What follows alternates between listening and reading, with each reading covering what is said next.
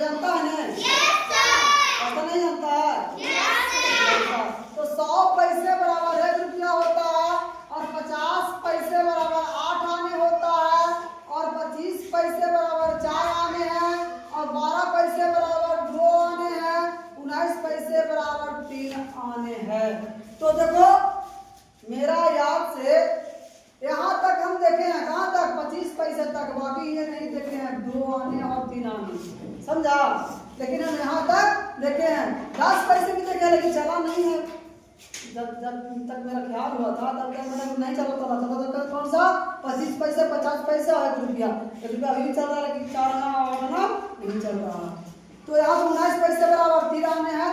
उसके बाद पुराने सिक्कों का हिसाब, यानी कह रहा है पुराने सिक्कों का हिसाब, तो 16 आना बराबर 1 रुपया होता है। कितना रुपया? 1 रुपया।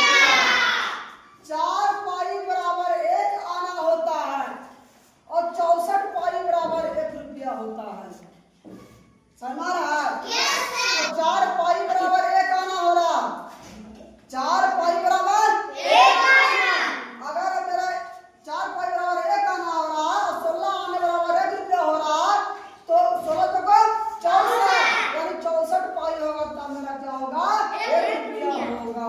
क्या दे रहा? 64 पाई बराबर 1 रुपया। ये समझना भैया?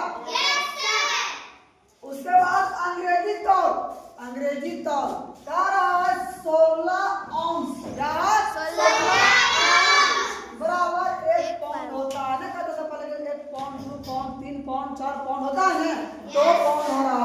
28 पाउंड बराबर 1 क्वार्टर है, क्या है? 1 क्वार्टर। 4 क्वार्टर बराबर 1 हंडर वेट है या हंडर बोल सकते हैं। 20 हंडर बराबर 1 टन होता है और 1 स्टोन बराबर 14 पाउंड होता है। लंबाई की अंग्रेजी माप 12 इंच बराबर 1 फीट होता है ना, होता है। 12 इंच को 1 फीट कहते हैं और 5 फीट को 60 इंच, 2 फीट को 24 इंच, 3 फीट को 36 इंच होगा। तो एक फीट में 12 इंच और 3 फीट में 1 गज और 5.5 गज। कितना लिखा हुआ है? 5.5 गज। 5 पूर्णांक 1/2 है, 5.5 गज बराबर